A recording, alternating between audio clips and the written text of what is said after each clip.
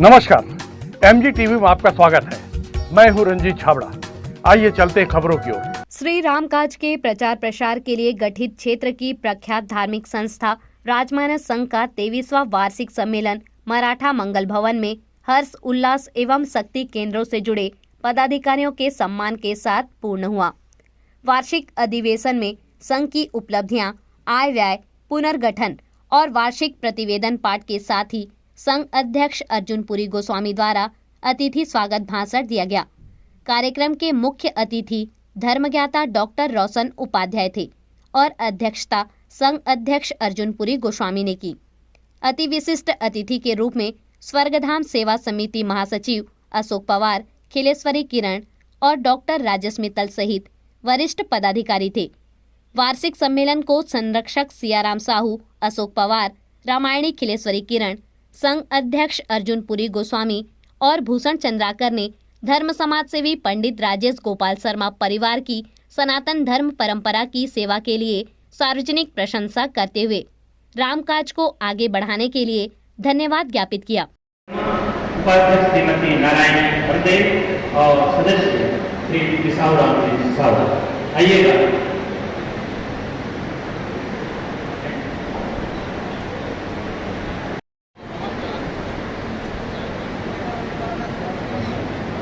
श्री चंद्राकर जी,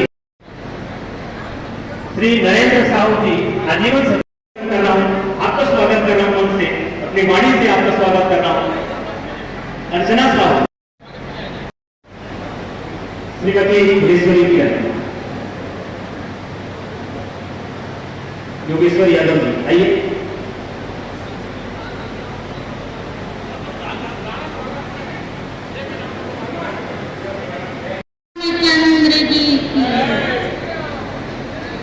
जय जय श्री राम, जय सिया राम। आज राजमानस संघ के वार्षिक उत्सव में राजमानस संघ की स्थापना करने वाले इस संघ के प्रथम अध्यक्ष बहुत ही सम्माननीय, बहुत ही आदरणीय परम पूज्य बाबूजी श्री सुंदरलाल यादव जी के चरण कमलों में अपना कोटि से प्रणाम करते हुए उन्हें सादर श्रद्धांजलि अर्पित करती हूँ। साथ ही इस राजमानस संघ के वर्तमान अध्यक्ष श्री अर्जुन पुरी गुरुजी, श्रद्धेय गुरुजी के पावन चरणों में कोटि कोटि प्रणाम करती हूँ। मेरे साथ एक नाम संरक्षक राजमानस संघ, जिनके संरक्षण में मैंने खुद जिया है और जी रही, वो मुझे संरक्षक कहते हैं तो मैं समझ नहीं पाती कि किस तरह से मैं व्याख्या करूं। और जिनके छत्र छाया, जिनके प्यार तले ये जीवन चल रहा है, ऐसे हमारे परम आदरणीय सभी काका लोग मंच में बैठे हुए हैं, भैया लोग। मैं कहना चाहूंगी आदरणीय काका जी श्री कोदूराम चंद्राकर जी, श्री सियाराम साहू जी, श्री पुरानी ग्राम साहू जी और बहुत सारे मंच में बैठे हैं। नाम तो मुझे बहुतों का याद है, मेरे भाइयों का भी, पर जब संचालक जी मंच देते हैं, माइक देते हैं तो बार बार ये कहते हैं कि बहुत संक्षिप्त बोलना है। तो भाइयों बहनें भी मेरी बैठी हुई हैं। मैं जब शादी होके सन 1984 में धमतरी जिले के भानपुरी ग्राम में आई, उस समय इस क्षेत्र में मानस का प्रचार बहुत कम था, लेकिन फिर भी हमारे पुरोधा में ज्यादा नहीं बोलूंगी उनके बारे में। उन लोगों ने मानस को गति दिया और मैं जिस परम पूज्य गुरुदेव पंडित श्री राम शर्मा आचार्य जी से दीक्षा लेकर आई थी, उनका एक उद्देश्य था विचार क्रांति करना, लोगों के विचारों में परिवर्तन करना, शोधन करना, सही दिशा की ओर चलने के लिए प्रेरित करना। तो उसके लिए एक माध्यम चाहिए, एक मंच चाहिए था, और वो मंच बड़ी सुगमता से मानस के मंचों में मुझे प्राप्त हुआ। मैंने अपना विषय चुना कि मैं मानस के मंचों में जाऊंगी और अपनी बात रखूंगी, लोगों से निवेदन करूंगी, धर्म और अध्यात्म की बात करूंगी। राम रहीम के देश में जन्मे पले बढ़े लोग किस तरह से अपने संस्कृति से वंचित होते जा रहे हैं। आप सब जानते हैं कि हमारा ये क्षेत्र छत्तीसगढ़ राम को जन्म देने वाली कौशल्या माता की जन्मस्थली है। तो हम लोग राम के वंशज हैं, राम के वंशज पूरे भारत देश के वासी हैं, लेकिन हम लोग खासकर हैं। मैं आज आप सब लोगों को वो परम पिता परमेश्वर राघव जी के बहुत ही विराट स्वरूप में देखकर आपका सम्मान इन शब्दों के साथ करना चाहूंगी कि हे रघुवर बंद मेरी नजरों में वो तासीर हो जाए, जिसे भी देखूं तेरी तस्वीर हो जाए, तेरी तस्वीर हो जाए, तेरी तस्वीर हो जाए। मेरे भाई बहनों, फिर से एक बार निवेदन करती हूँ, जितने बड़े हैं उनको मैं हृदय से प्रणाम करती हूँ, और जितने मेरे छोटे भाई बहन हैं उन सबको बहुत बहुत स्नेह श्रद्धा पूर्वक आपका सम्मान करती हूँ। आप सब लोग मानस के प्रचारक हैं। मैंने पहले कहा कि मेरे नाम के साथ संरक्षक जुड़ा हुआ है, परंतु मैं गुरुदेव के संरक्षण में हूँ। हमारे योगेश्वर भैया संचालन कर रहे हैं। जब कोई बात मुझसे नहीं बनती तो कोदूराम काका जी से, गुरु जी से, भैया से फोन करके पूछती हूँ, ये बातें मेरी समझ में नहीं आ रही है, इसका अर्थ क्या हो सकता है। मैं जो अर्थ करती हूँ उसके अलावा मेरे दिग्गज मुझे कौन सा मार्गदर्शन देते हैं, ये मार्गदर्शन लेती हूँ। और मुझसे मार्गदर्शन लेके कई बहनें जब मानस के मंचों में जा रही हैं तो मेरा सीना गर्व से फूल जाता है। लोग मानस प्रचार करती हैं, भले सुधार के विषय में बहुत से लोग और सारे भाई बहन यही कहेंगे कि राजमानस संघ की आचरण नीति न्याय क्या होना चाहिए। यहाँ जो लोग मंडली चलाते हैं, जो राम के प्रचारक हैं, उनके आचरण क्या होना चाहिए। मैं तो कहते कहते थक गई हूँ, पर अब मैं समझ गई, नकली ही सही। यदि हम में से कुछ बनावटी लोग हैं तो नकली ही सही, नकल करते करते भी असल का अभ्यास हो जाएगा। आप लोग एडवर्टाइज में देखते हैं ना कि कोई लक्ष्य से नहा के कितना गोरा हो सकता है। बिल्कुल झूठ है, लेकिन झूठ को भी हम अपनाते हैं तो हमें सच लगता है। मुझे लगता है कि दुनिया के नायक दुनिया के स्टेज पर, रंगमंच पर अपनी भूमिका अदा करने आए तो उन्होंने यहाँ पर नाटक ही किया। हम भी राम के नाटक कर करके कैसे असली को स्वीकार नहीं करेंगे। धीरे धीरे हमारे आचरण में आ जाएगा।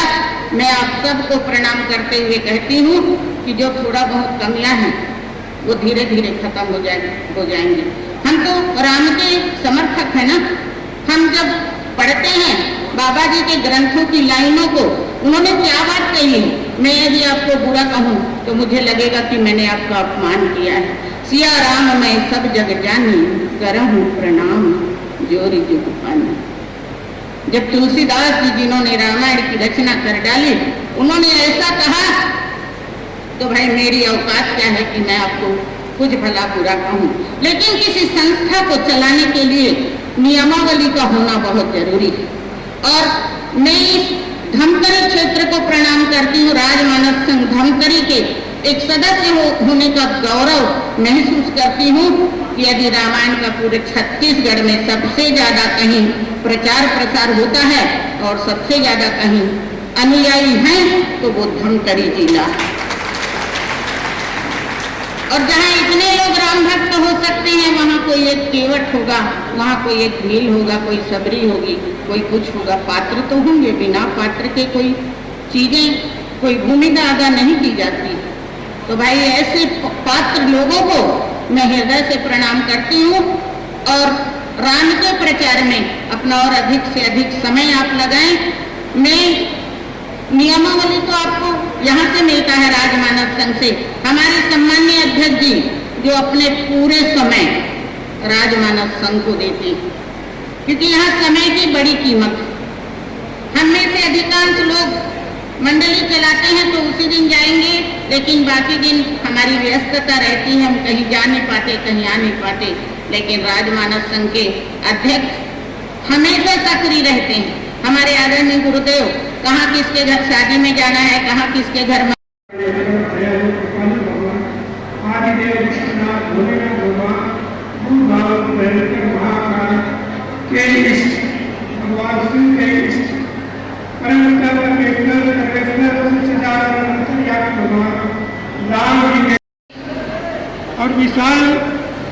सर्वव्यापी परमात्मा राम का कार्य, जिसे लेकर के हम लगातार 40 साल से चल रहे हैं।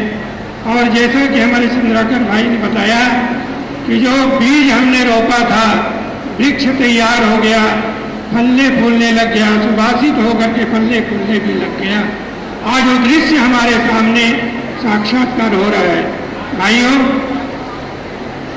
बेनी कवि कहे मानो मानो है प्रतीतिया है, बेनी कवि कहे मानो मानो है प्रतीतिया है, पहन हिए में कौन प्रेम उपजावतो, भारी भाव सागर उतार तो कवन पार, जो पे रामायण तुलसी न गावत। यदि महाराज तुलसीदास जी ने, गोस्वामी तुलसीदास जी रामायण नहीं लिखा रहता तो हमारी क्या गति होती, संस्कार और संस्कृति नष्ट हो जाए रहता, पशु तुल्य जीवन बन जाता। भाइयों, गोस्वामी जी ने कहा है प्रभु का घर है रामायण, प्रभु का घर है रामायण, जग का ग्रंथ महान, तुलसी की अमृत वाणी मुक्ति का देती है वरदान।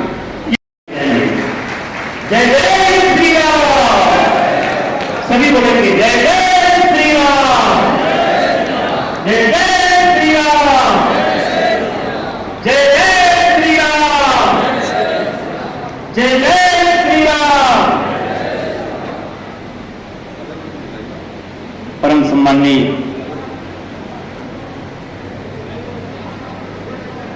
डॉक्टर रोशन उपाध्याय जी,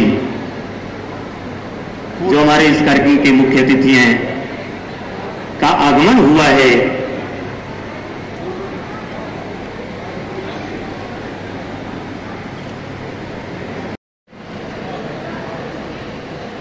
रायपुर जिला से भी हमारे अतिथिगण आए हुए हैं, जिसमें श्री नूतन प्रसाद साहू, नूतन मानस परिवार टोकरो, श्री विजय साहू जी का आगमन हुआ है, श्री पिलूराम जी साहू, श्री लाकेश्वर साहू, मानस शक्ति केंद्र कोर्रा का भी अभिनंदन स्वागत।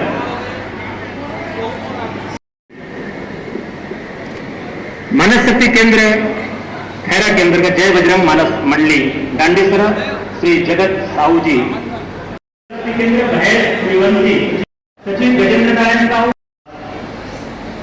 उसी के साथ हमने मानस सम्मेलन का शुभारंभ किया, साथ ही साथ भजन और स्वागत का यह क्रम चलता ही रहा। अतिथियों पदाधिकारियों का स्वागत का क्रम भी चलता रहेगा, लेकिन अब विराम दी जा रही है। आइए हम अपने अतिथियों को सम्मान दें। एक बार जोरदार तालियां चाहूंगा, ताली बजा दीजिए। और एक निवेदन, जो गेट के पास जितने भी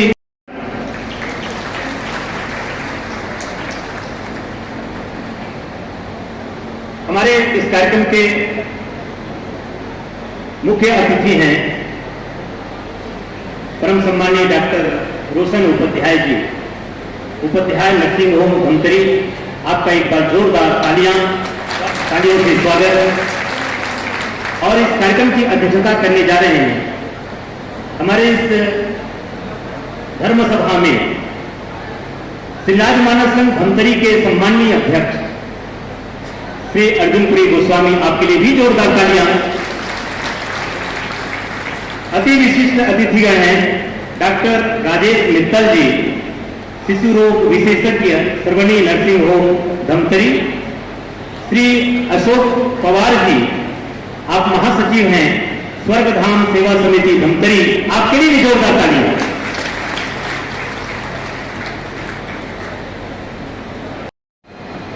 हमारे मुख्य अतिथि परम सम्मानीय डॉक्टर उपाध्याय जी के स्वागत के लिए हमारे श्री संरक्षक श्री सियाराम जी साहू से निवेदन है।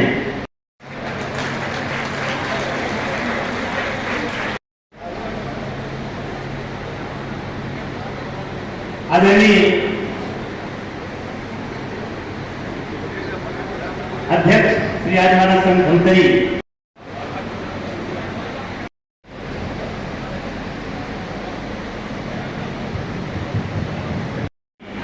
धमतरी जो आदरणीय श्री अशोक पवार जी प्राचार्य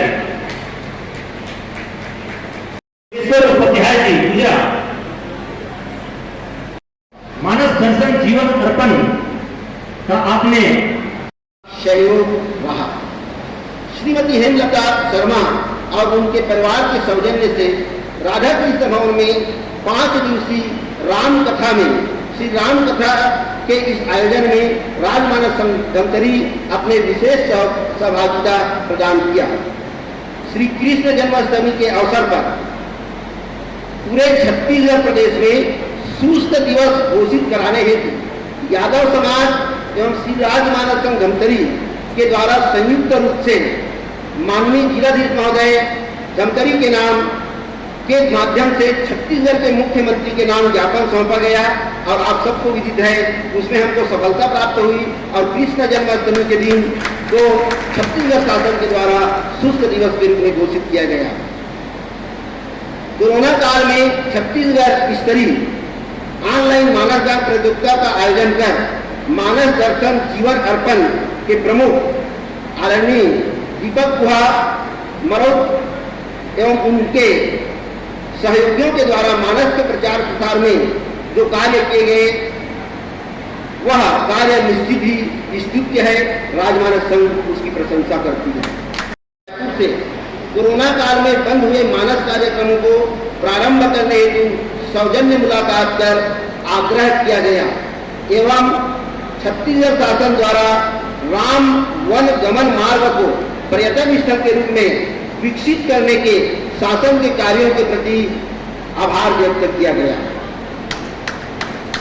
सन 2021 एवं 22 में राजमानस संघ धमतरी के कार्यों से प्रभावित होकर 55 राम भक्तों ने आजीवन सदस्यता ग्रहण किया। ऐसे राम भक्तों का इस मंच के माध्यम से स्वागत है, वंदन है। राघवेंद्र सरकार मानस परिषद मगन लोक के द्वारा राम कथा के प्रचार एवं प्रसार में श्री राजमानस संघ को विशेष सहयोग प्राप्त हुआ। श्रीमद् भागवत महापुराण के आयोजन में पंडित राजेश गोपाल शर्मा के द्वारा जो योगदान प्रदान किया गया उसके लिए राजमानस संघ की ओर से साधुवाद। राघवेंद्र सरकार मानस परिषद मगन लोक के समस्त पदाधिकारियों ने राम कथा का प्रचार प्रसार में श्री राजमानस संघ धमतरी को जो सहयोग प्रदान किया उसके लिए हृदय से साधुवाद। श्री दीपक गुहा अध्यक्ष श्री राजमानस संघ धमतरी श्री गोस्वामी जी को आप अपने अध्यक्षीय उद्बोधन स्वागत के साथ हमारे अतिथियों के स्वागत के साथ अध्यक्षीय उद्बोधन रखेंगे। श्री राजमानस संघ धमतरी के 23वां वार्षिक उत्सव छत्रपति शिवाजी मंगल भवन मराठापाड़ा धमतरी में आपका इस्तेमाल है। राजमानस संघ स्वागत करती है और साथ ही साथ जल चेतन जगजीव जगत सगल राममय जान बंदर सबके पद कमल सदा जोड़ दूंगा। आप सबों के चरणारविंद को श्री राजमानस संघ धमतरी और यह आपका सेवक व्यंजन कोट सा प्राण में विदित करता है। आप सब जानते हैं विगत 2 वर्षों से कार्यक्रम नहीं हो पाया, लेकिन 25वां वार्षिक सम्मेलन होगा। कार्यक्रम में इस वर्ष मुख्य अतिथि के रूप में हमारे बीच में विराजमान है परम सम्माननीय श्रद्धेय डॉक्टर रोशन उपाध्याय जी, उपाध्याय नर्सिंग होम की संचालक। मैं आपसे निवेदन करूं आपके सम्मान में जोरदार तालियां देने का आह्वान करवा दीजिएगा। इसी आधारित श्रृंखला में हमारे बीच में सतत रूप से जनजन की सेवा करने वाले आदरणीय अशोक पवार जी, महासचिव संविधान सेवा समिति धमतरी और पूज्य कच्छूराव जी जगताप उच्चतर माध्यमिक विद्यालय के आप प्राचार्य हैं। आपके लिए भी जोरदार तालियां देने का आह्वान करवा दीजिएगा। सम्मानित मंच, सभी श्रोतागण, राम भक्तगण, पुनः पुनः आप सबको प्रणाम निवेदित करते हुए अभी आपके बीच में सचिव प्रतिवेदन पढ़ा गया, आपने बड़े ध्यानपूर्वक सुना। यही हमारी राजमानस संघ की आप सबों की कमाई है। आप लोगों के लगन, आप लोगों की निष्ठा राजमानस संघ के प्रति आपका भरोसा, आपका यकीन, आपका विश्वास और परमपिता परमेश्वर राजन सरकार के चरणारविंद में जो आपके अतीव प्रेम है, उस प्रेम को बहुत सा प्रणाम निवेदित करता हूं। साथ ही साथ जिन बंधुओं के नाम का वाचन जिन्होंने धमतरी जिला से विपत्ति काल में भी आपने ऑनलाइन मानस गोष्ठी हो या मानस गोष्ठी हो संचालित करके अच्छे वक्ता, अच्छा श्रोता, अच्छा मंच संचालक, अच्छे निर्णायक देने के जो प्रयास कर रहे हैं, अच्छी मंडलियों को जनमानस के बीच में लाने का प्रयास कर रहे हैं, उन सबके लिए मैं आपको कोट सा प्रणाम निवेदित करता हूं। यह है, किसी को उसके मंजिल का पता पाया नहीं जाता। भगवान कहते हैं जहां मैं हूं वहां फरिश्तों का साया भी नहीं जाता। मोहब्बत के लिए कुछ खास दिन मखसूस होते हैं, मोहब्बत के लिए कुछ खास दिन मखसूस होते हैं। यारों, ये वो नगमा है जो हर शादी में गाया नहीं जाता, गाया नहीं जाता। परमपिता परमेश्वर के नाम के नाम को लेने के लिए और गाने के लिए, लोगों के बीच में रखने के लिए ही अब आप सबका जन्म हुआ है और आप अपने जन्म को सफल बना रहे हैं। और छत्तीसगढ़ में राम का, पूरे भारत देश में सबसे अधिक राम कथा का गायन वादन मंडलियों के माध्यम से केवल छत्तीसगढ़ में होती है। मैं विभाग से कह सकता हूं ऐसा अन्य प्रांतों में नहीं होता। जैसे अभी खिलेश्वरी मीडिया को कह रही थी कि इतना स्नेह आप इनके निहाल के रूप में करते हैं।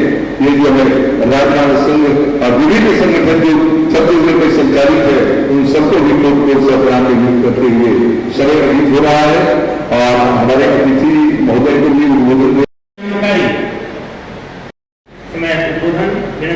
अतिथियों, साथ ही साथ राजमानस संघ के समस्त पदाधिकारियों, आप सभी के श्री चरणों में सादर नमन। राजमानस संघ धमतरी के कोषाध्यक्ष की हैसियत से आइए आपके बीच में राजमानस संघ धमतरी का जो पिछला 2019 में वार्षिक सम्मेलन हुआ था और उसके बाद कोरोना काल के कारण 2 वर्ष हमारा ये कार्यक्रम नहीं हो पाया, और फिर भी हमारे मानस मंडलियों ने हमारे इस राजमानस संघ पर अपना विश्वास जताया है।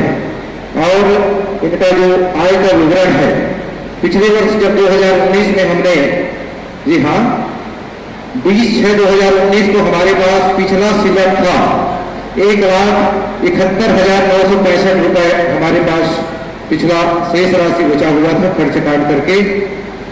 उसके पश्चात 20/6/19 से 25/6/22 तक 210 मंडलियों ने नया पंजीयन हमारे इस राजमानस संघ में 200 रुपए की राशि लेकर के इनका आय हुआ 42,000। इसी प्रकार से 425 मंडलियों ने 2 वर्ष का नवीनीकरण शुल्क 85,000 रुपए जमा किया है। 115 मंडलियों ने 1 वर्ष का नवीनीकरण 11,500 रुपए। 52 सदस्यों ने आजीवन सदस्य के रूप में हमारे इस राजमानस संघ पर अपना विश्वास जताया है। आसंदी से श्री अशोक पवार जी, महासचिव, स्वर्गधाम सेवा समिति धमतरी। श्री राम को सादर वंदन करता हूँ। मेरी धरती, मेरा आसमान, मेरा मान, मेरा सम्मान, मेरा स्वाभिमान, इस मानस परिवार के साथ समस्त माता पिता को इस मंच से प्रणाम करता हूँ। मैं मानस मर्मज्ञ हूँ नहीं, आप सारे मानस मर्मज्ञ हो, मैं उतना कुछ बोल नहीं पाऊंगा। लेकिन भूषण लाल जी चंद्राकर जब अपना सचिव प्रतिवेदन पढ़ रहे थे तो मैं उसको सुना, और सुनने के साथ साथ मैं उसको सुना आज हूँ और देखा पहले हूँ। जिसमें पहला है, कोरोना काल में मानस सदस्य जो थे वो लोगों का बहुत सहयोग किया, ये मैंने अपनी आंखों से देखा है। और दूसरा, जो हम रोज देखते हैं, जो रोज देख रहे हैं, मानस के कारण धर्मांतरण हुए सारे व्यक्ति वापस घर आए हैं। ये सिर्फ ये काम मानस परिवार कर सकती है, दूसरे में ताकत नहीं है। ये बात मैं रात को मेरे अनुज रोशन से बात कर रहा था कि आप कल किस पे चर्चा करेंगे, तो मेरी इच्छा थी कि भरत चरित्र में वर्णन की जाए। वो बोले कि मेरी इच्छा थी, मैंने प्रकट नहीं किया, मुझे मालूम है प्रकट करता तो वही बात आज आपको सुनाते, लेकिन उनका था कि भैया आज राम जी के चरित्र में मैं आपको बता देता हूँ, 2 मिनट में छोड़ दूंगा। मैं आप सबसे साधारण अनुरोध करता हूँ कि जब वो रामचरित्र का वर्णन आपके पास करेंगे तो सुनने के साथ साथ रात साफ करने की कोशिश करना। जीवन का परिवर्तन यहीं से है। आप सुने होंगे कि मैं ऐसा करता हूँ, मैं वैसा करता हूँ, मैं जो भी करता हूँ, और आप मेरे बारे में जो भी सुनते हैं, इसका मुख्य कारण यही है कि मैंने रामायण पढ़ना सीखा, तभी ये काम करना सीखा। उसके पहले मैं काम करना जानता ही नहीं था। और रामायण ऐसा ग्रंथ है, ऐसी ताकत है जिसमें आप कुछ भी कर सकते हो, कुछ भी पा सकते हो। सबसे बड़ी बात, रामायण पढ़ते रहो, आप अपने दुख में विजय प्राप्त कर सकते हो। बैसाखी में भी किसी के पास आज प्रसाधन की जरूरत ही नहीं है, ये रामायण में पाया मैंने। मैं ये कहता हूँ कि आज आपका बहुत अच्छा समय है, पूरा मानस परिवार जुड़ा है। मेरे अनुज राम जी के चरित्र के बारे में आपको कुछ कहेंगे। मैं एक बात कहना चाहूंगा इस मन से, मैं वो लड़के मानस परिवार के मामला सर गोस्वामी सर से निवेदन चाहूंगा, प्लीज सर, कि मानस परिवार का जब वार्षिक सम्मेलन होता है तो सम्मान उनका भी होना चाहिए जो मानस परिवार के सदस्य दीन दुखियों की सेवा करते हैं। उनका लिस्ट बनना चाहिए, उनका सम्मान होना चाहिए। मैं गोस्वामी सर से निवेदन नहीं करता, मेरा अधिकार है लेने का। जब मैं बच्चा हूँ, आपको माता पिता मान चुका हूँ, तो आपको देना होगा यह अधिकार। और ऐसे लोगों का सम्मान करना चाहिए जो मानस परिवार धर्मांतरण करके लोगों को वापस हिंदू समाज में शामिल कर रहे हैं। ऐसे मानस परिवार को भी सम्मान करना चाहिए, चाहे इसमें पैसा जितना भी लगे। हिंदू में इतनी ताकत है कि ऐसे कार्यों के लिए कितना भी पैसा दे सकती है। आप लेने वाला चाहिए, बस उसके लिए देने वाले की कमी नहीं है। मैं ऐसे लड़कों के लिए, मैं तो ज्यादा कविता उनका जानता नहीं, थोड़ा बहुत रामायण के दोहे पढ़ लेता हूँ, लेकिन ऐसे जज्बाती जो काम करते हैं उनके लिए 4 पंक्ति बोलना चाहूंगा। वक्त को जिसने नहीं समझा उसे मिटना पड़ा है, वक्त को जिसने नहीं समझा उसे मिटना पड़ा है। बच गए तलवार से तो फूलों से कटना पड़ा है, बच गए तलवार से तो फूलों से कटना पड़ा है। गर इरादे होने तो नदी के राह से चट्टान को हटना पड़ा है, चट्टान को हटना पड़ा है, चट्टान को भी हटना पड़ा है। मैं इस अकिंचन व्यक्ति से आपने जो सुना, मुझे आपसे एक ताकत चाहिए कि मैं 62 साल का होने वाला हूँ, मेरे को 62 साल की इतनी ताकत दे दो कि मैं सब दीन दुखियों की सेवा करते रहूं। सादर नमन। आदर भाव से एक बार जोरदार तालियों की गड़गड़ाहट से मैं आमंत्रित करता हूं आज के इस कार्यक्रम के मुख्य अतिथि परम सम्मानीय डॉक्टर रोशन उपाध्याय जी। वार्षिक सम्मेलन जी आज हो थे जी। ये कोरोना के जो 2 साल गुजरे, इसका वो अवधि में भी अपन के सम्मेलन संपन्न हो पाई नहीं हो पाई? देखिए भैया जी, वो कोरोना काल में शासन के निर्देश का पालन करते हुए वार्षिक सम्मेलन का कार्यक्रम नहीं हुआ, इसीलिए 23वां वार्षिक सम्मेलन लिखाया गया है, नहीं तो 25वां वार्षिक सम्मेलन होता है।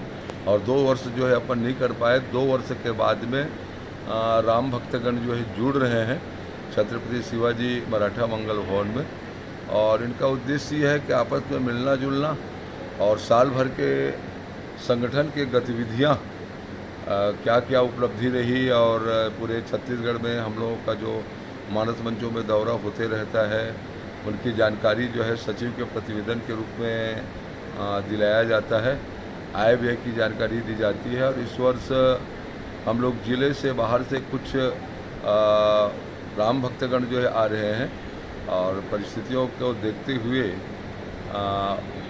आदरणीय रोशन उपाध्याय, डॉक्टर रोशन उपाध्याय जी उपाध्याय नर्सिंग होम के संचालक आज के कार्यक्रम के मुख्य अतिथि हैं और अति विशिष्ट अतिथि में डॉक्टर राजेश मित्तल जी, शिशु रोग विशेषज्ञ और सरवणी नर्सिंग होम के संचालक अति विशिष्ट अतिथि हैं और स्वर्गधाम सेवा समिति के महासचिव आदरणीय अशोक पवार जी भी अति विशिष्ट अतिथि हैं।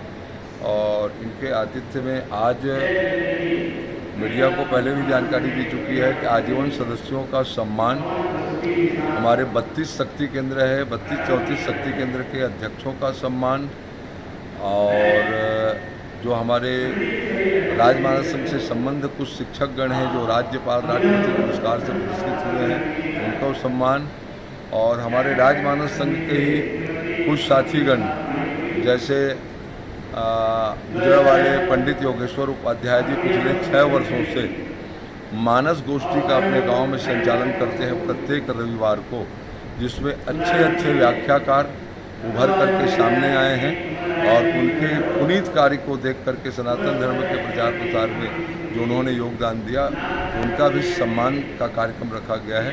इसी तरह से राजमानस संघ से ही संबद्ध मरौज शक्ति केंद्र के अध्यक्ष आदरणीय दीपक गुहा जी जिज्ञासु, जिन्होंने विपत्ति काल में, कोरोना काल में 2019 से और अब तक प्रत्येक वर्ष मानस प्रतियोगिता, ऑनलाइन मानस प्रतियोगिता, मानस गोष्ठियाँ और मंच संचालकों के लिए कार्यशाला, निर्णायकों के लिए कार्यशाला, व्याख्याकारों के लिए कार्यशाला का आयोजन करते आ रहे हैं और इस वर्ष भी मानस प्रतियोगिता हुआ है तो उनका भी सम्मान का कार्यक्रम यहाँ पर रखा गया है और अतिथियों का उद्बोधन और भोजन के बाद में अपने ओर गंतव्य पाएंगे।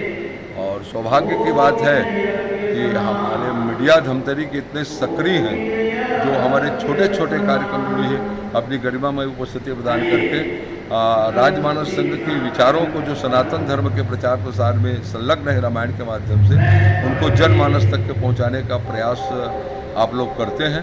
और इसी तारतम्य में आज के 2 वर्ष पहले गांव में जो मानस आयोजन करते हैं, मानस आयोजकों का भी सम्मान किया जा चुका है और इसी कड़ी में अब आजीवन सदस्य हमारे लगभग 200, उनका सम्मान जो है, जो यहाँ आए रहेंगे उनका सम्मान होगा और जो नहीं आए रहेंगे उनका शक्ति केंद्रों के माध्यम से साफा और श्रीफल और सम्मान पत्र के माध्यम से सम्मान किया जाएगा। आपके संगठन में पता लगा कि दूसरे प्रदेशों के भी सदस्य हैं, तो क्या उन प्रदेशों से भी कोई आएगा? जी, उड़ीसा प्रांत के हमारे समीपस्थ जिला है नवरंगपुर जिला। नवरंगपुर जिला में हमने रायघरा, सोनारपारा शक्ति केंद्र का स्थापना किए हैं और वहाँ के पदाधिकारीगण जो है, हमें पता चला है लगभग 2 गाड़ी में आएंगे। इसी तरह से अपने इस क्षेत्र में, पश्चिम क्षेत्र में गोंदिया जिला से भी पदाधिकारी वहाँ से आने की, राम भक्त आने की संभावना है और ये निरंतर प्रत्येक वर्ष भाग लेते रहते हैं और इस वर्ष भी। और अपने सुदूर क्षेत्र से, छत्तीसगढ़ के प्रांत से तो सदस्यगण आते ही रहे हैं जी, इस वर्ष भी आएंगे जी।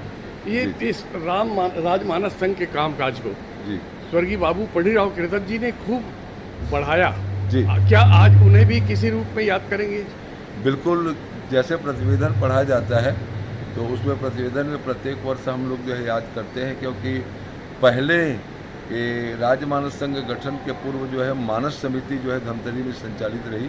आज भी मानस भवन जो है जोधापुर में है, तो इसलिए वो हमारे पुरोधा पुरुष रहे हैं और जितने भी ब्रह्मलीन रहे हैं, जैसे पूज्य बाबू पंडितराव जी कृदत्त हैं, मक्खनलाल जी महावर हैं, हरिराम जी महावर हैं, डोमार सिंह जी गजेंद्र हैं और राधे श्याम जी सपहा हैं, जनकलाल जी वर्मा हैं और जागेश्वर सिंह जी वर्मा हैं, पंडित सुरेश चतुर्वेदी हैं। ये राजमानस संघ में रह करके राजमानस संघ को पल्लवित पुष्पित करने में लोग फाउंडर मेंबर हैं। बहुत महत्वपूर्ण योगदान रहा। भैया सुंदरलाल जी यादव जो है राजमानस संघ के प्रथम अध्यक्ष रहे और उन्हीं ने ही 34 शक्ति केंद्र में जिला को बांट करके हमें प्रदान किया है। तो ऐसे कार्यक्रमों में निश्चित रूप से उन महान पुरुषों का याद किया जाता है और अंत में उनको श्रद्धा सुमन समृद्धि भी की जाती है। ये हमारी परंपरा रही है। सम्मेलन के मुख्य अतिथि डॉक्टर रोशन उपाध्याय ने राम और रामायण की महिमा पर प्रकाश डालते हुए विश्व के अनेक देशों में प्रभु राम और रामायण कैसे पूजनीय हैं बताया।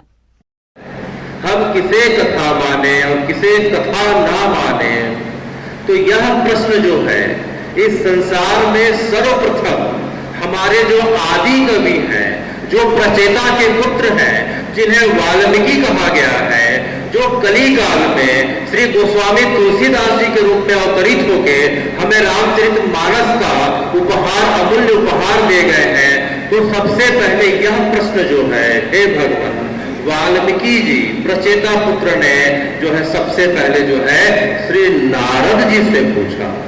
तो नारद जी से उन्होंने जो है, जब एक बार नारद जी से उनकी भेंट होती है, जब वाल्मीकि जी तमसा नदी के किनारे जो है, जब राम जी का वनवास का समय पूरा हो गया, रावण उद्धार के पश्चात अयोध्या जी के राज सिंहासन पे आरूढ़ हो जाते हैं और तमसा नदी के किनारे जो सरयू जी से करीब करीब 17 किलोमीटर की दूरी पे आज भी मौजूद है, आज भी जिसका अस्तित्व है, वहां उनकी नारद जी से एक बार भेंट होती है और नारद जी से उन्होंने कहा कि हे नारद जी, मैं आपसे कुछ प्रश्न पूछना चाहता हूँ। तो नारद जी ने पूछा कि कहा कि बताओ वाल्मीकि, तुम्हें क्या पूछना है। तो जो है वाल्मीकि जी ने कहा कि मैं इस ऐसे व्यक्ति के बारे में जानना चाहता हूँ जिसके अंदर 16 प्रकार के गुण मौजूद हों, 16 प्रकार के गुण मौजूद हों। तो जो है नारद जी ने कहा, पूछो भाई किस प्रकार के तुम जो है प्रश्न करना चाहते हो।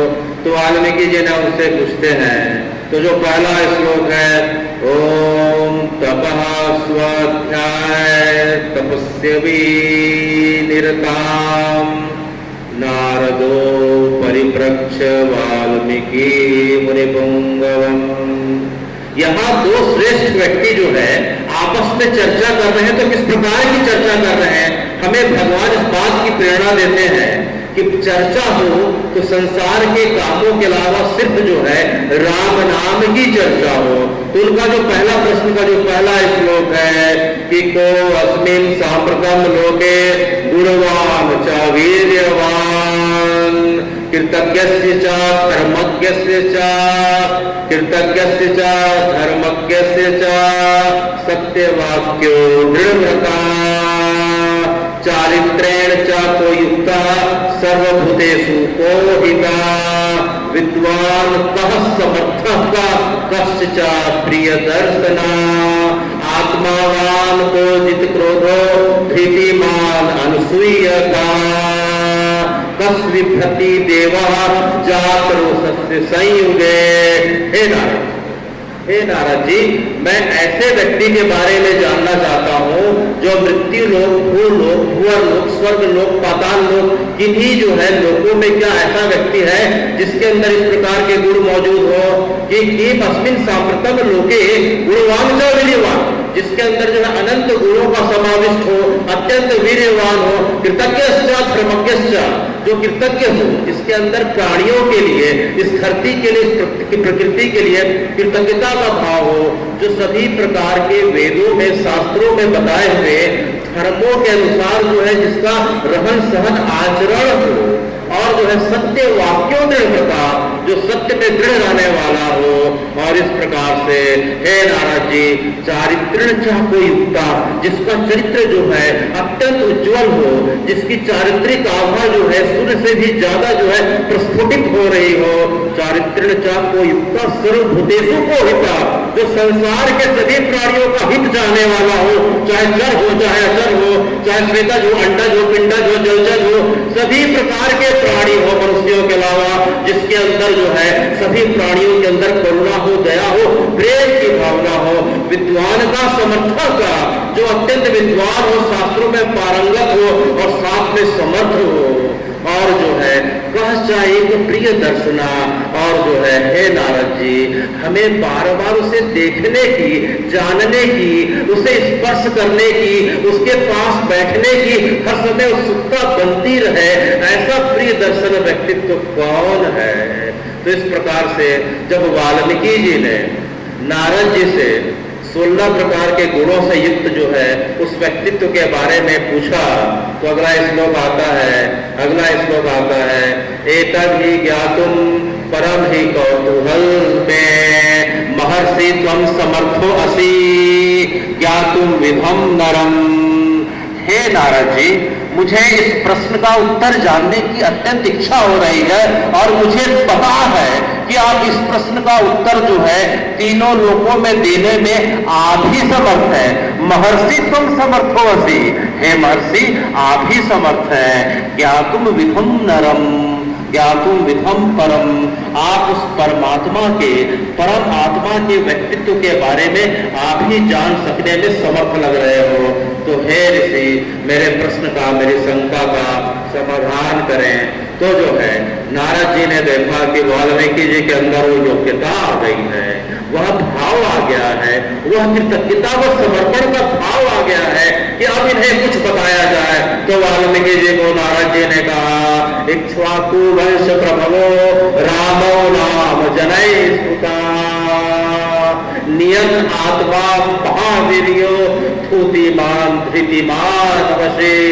कि हे वाल्मीकि जी, आप जिसकी प्रतीक्षा कर रहे हैं वह इक्ष्वाकु वंश में वह जो है राम आ गए हैं। हे भगवान, वो राम कहाँ आ गए हैं? अरे भाई, आपके बगल में आ गए हैं। यहाँ से 17 किलोमीटर की दूरी पे अयोध्या जी है, वहाँ जो है उनका पदार्पण हो चुका है। वह संसार के समस्त प्राणियों के आर्तों का नाशन करके, कष्टों को जो है मुक्त करके, अब जो है प्रजा के हित करने के लिए अब अयोध्या जी के सिंहासन पे आरूढ़ हो चुके हैं। तो नियत आत्मा महावीर्यो धूतिमान धृतिमान वशी। उसके बाद जो है वाल्मीकि जी को जो है नारद जी ने जो बताया, बुद्धिमान नीतिमान वाग्मी श्रीमान शत्रु निर्गुणान विपुलांशो महाबाहु कंबुग्रियो महाहनु।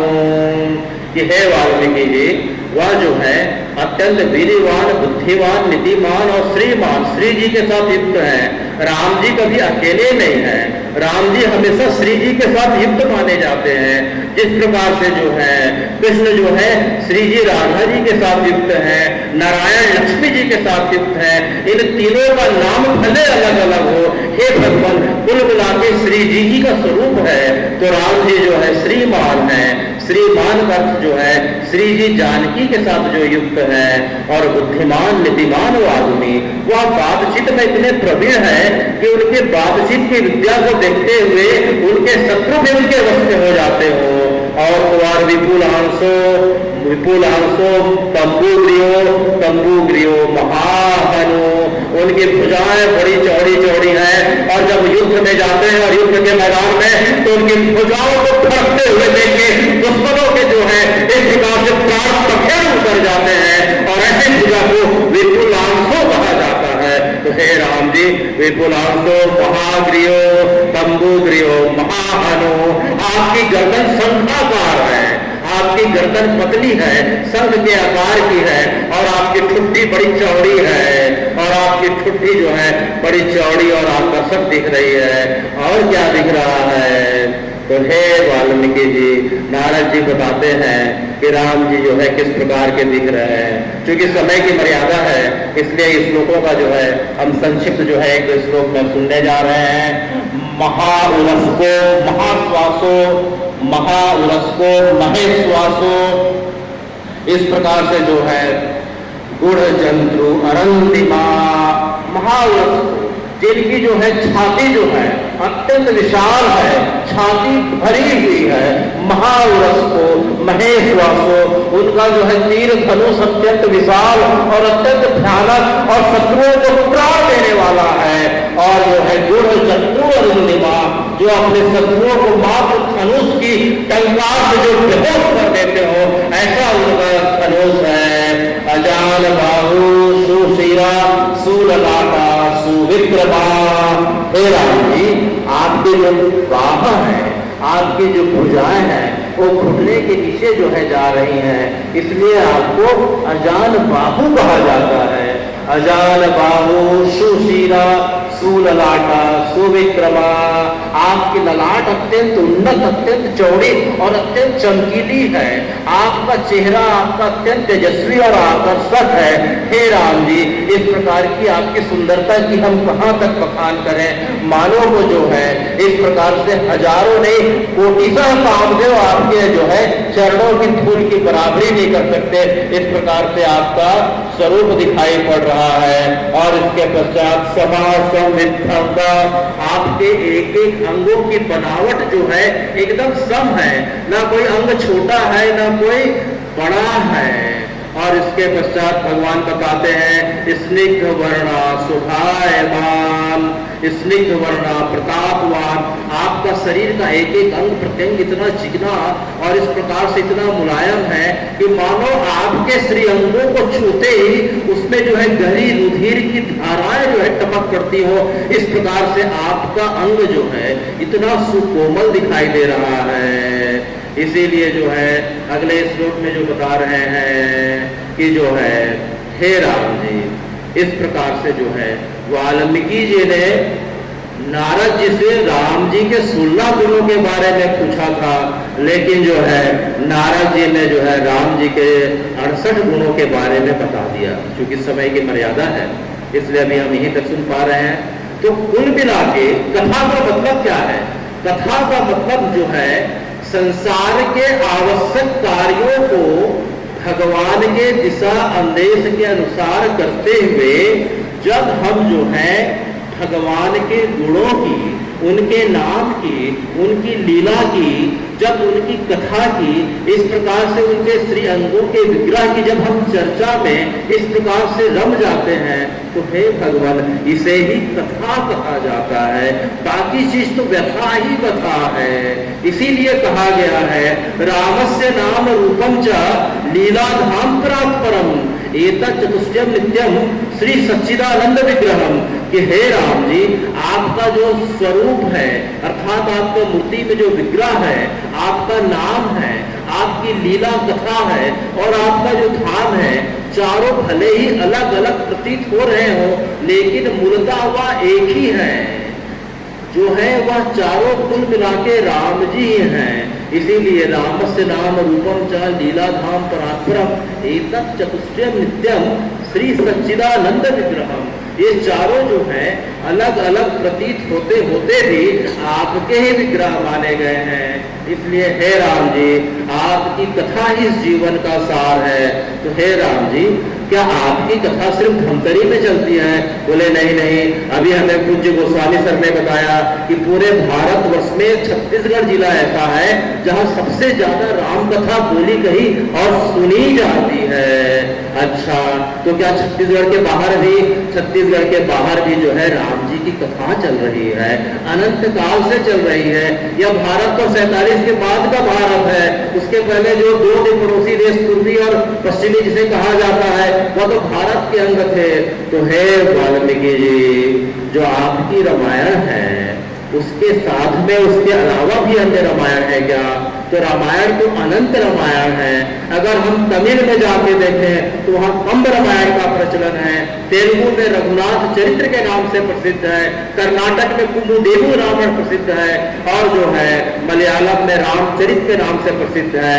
अगर हम उड़ीसा जाते हैं तो रुईपात केतिकनाथ के नाम से प्रसिद्ध है। और सिखों के जो है 10वें गुरु गोविंद सिंह जी ने गोविंद रामायण की रचना करी थी। तो इस प्रकार से भारतवर्ष के अलावा भी अगर हम देखते हैं तो हे वाल्मीकि जी, अगर हम थाईलैंड की बात करें तो 1350 में थाईलैंड के जो राजा थे, आज तक वहां राजशाही की परंपरा चल रही है, उन्होंने अपने राज्य की राजधानी को अयोध्या नाम रख के स्थापित किया था।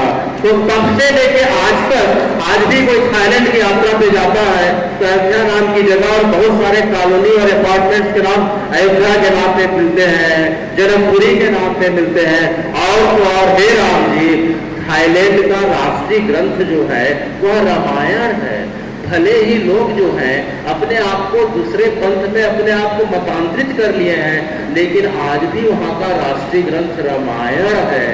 और वहाँ के जो राजा हैं अपने आप को उसका वंशज मानते हुए अपने आप के नाम के आगे चक्री लिखते हैं, क्योंकि आप जो हैं सुदर्शन चक्र का आपका जो प्रतीक है। तो वर्तमान के इसके पहले जो राजा थे अतुल्य भौम राज जो है चक्री द 9 के नाम से जो हुआ करते थे, अभी जो है उनकी वंश परंपरा में चक्री 10 हो गए। तो इस प्रकार से थाईलैंड के बाद अगर हम देखते हैं हे राम जी, जो इंडोनेशिया बगल में दिख रहा है दक्षिण पूर्व में, वहाँ जो रामायण जो चलती है उसे स्वर्णदीप रामायण बोलते हैं। वहाँ योगेश्वर रामायण चलती है, वहाँ रामायण काका दिन के नाम से चलती है। उसके बाद अगर हम मलेशिया जाके देखते हैं तो वहाँ गायक सेरिया के नाम से रामायण है। अगर चीन में जाके देखते हैं तो प्राचीन की परंपरा से लेकर आज तक वहाँ जो आजादकम दशरथम के नाम से रामायण चलती है। तुर्की में अगर जाके देखते हैं तो वहाँ खुमानी रामायण चलती है। और कैरेबियन कंट्री में अगर जाके देखते हैं तो जो लाओस नाम के जो देश है वहाँ प्रहलाद राम जातम के नाम से चलता है। नेपाल में जानकी चरितम के नाम से चलता है। तिब्बत में काव्य अगस्त के नाम से चलता है। और ग्रीस कवि जो हुए हैं होमर हुए हैं, उन्होंने डायोनिसिया नाम से जो है रामायण की रचना करी है। और नोनस नाम के कवि जो रोम के हैं उन्होंने इलियाड नाम से जो है राम जी के चरित्रों का वर्णन किया है। इराक और ईरान के बीच अगर जाके देखें तो वहाँ बेलूरा की जो घाटी और पहाड़ियां हैं वहाँ अनंत अनंत राम जी के चरित्रों का गुफाओं में भित्ति चित्र में इस प्रकार से उनके लीलाओं का वर्णन मिलता है।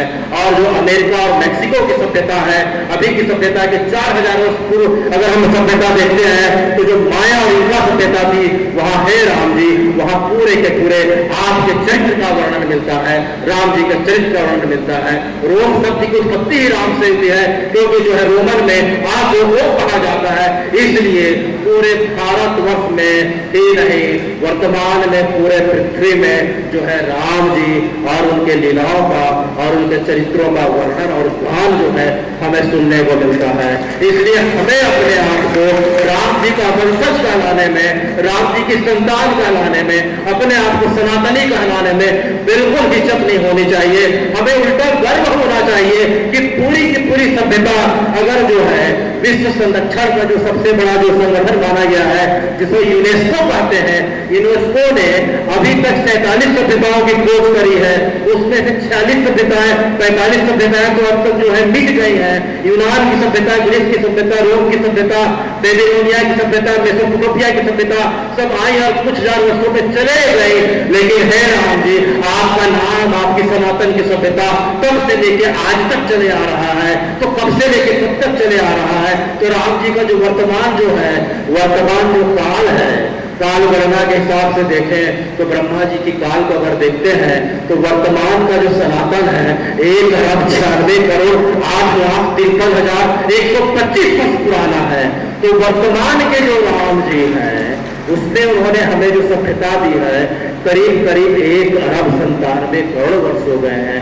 बाकी सभ्यता तो हवा के, पानी के बुलबुले के समान आ रही हैं और जा रही हैं। तो हमें बिल्कुल घबराने की आवश्यकता नहीं है, मन को बिल्कुल कमजोर करने की आवश्यकता नहीं।